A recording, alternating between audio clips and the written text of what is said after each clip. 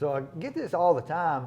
There'll be a welding instructor, and I go to visit, and they'll say, well, they got some kids in their class, and the guidance counselors, quote, put them there because they didn't think they were going to ever be a rocket science. So how smart do you really have to be a welder?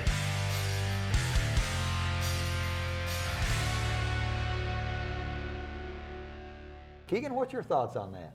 And the answer to that question, Ashley, is there's a wide range of, I guess, possibilities that you could put into that. So, you know, I've met people who are book smart and can pass any test you give them, and they'll be good at welding. And I've met people who just aren't the best at math or really anything, but they're one of the best welders I've ever met. So that is a really big umbrella subject when it comes to being a welder, because it doesn't matter what your background is. Personally, in high school, I got a score of 19, I think, on my ACT twice.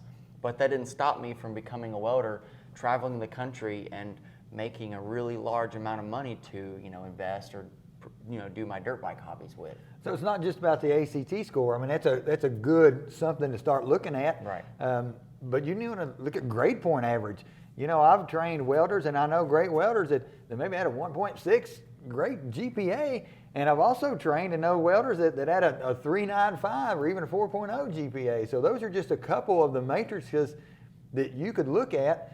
When it comes to being a great welder or a great pipe fitter, you know, you've got to have some good hands-on skills for sure, but you've also got to know a lot of the technical knowledge, especially in today's industry with the technology. Why do you need to preheat? Why do you have to weld at a certain amperage? All those things are super important. Right, and that comes with experience too, from going to a great welding school and getting in the field and meeting and working with the right people. And going back to what you was talking earlier about, you know, meeting some really smart people in the welding industry, I've met the smartest people I've ever met in my life were pipe fitters on jobs and some welders, and they were just geniuses. They could do fractions and math all in their head and stuff, and I'm sitting there like, you know, I had no idea what was going on. I knew how to weld it, but I had no idea how to do the math that they were doing. And so that just shows you there's all different types of people on these welding jobs. And so that's what's really cool about welding is you can come from any background, you can come from any mindset knowledge and go there and work and be around all different types of people and make good money. And you don't have to be in an office or anything. Right.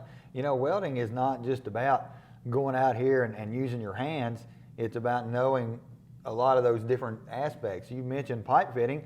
At KWI, we teach basic pipe fitting skills, and that's something that if you really get into, you can use that as your niche, where some people may be really, really awesome with the TIG and use that as their niche, you know, the type of jobs that they like. So when you were talking about how smart do I got to be a welder, well, you just need to be smart enough to get up off the couch and start working with your hands, because it's a labor-intensive job. Mm-hmm.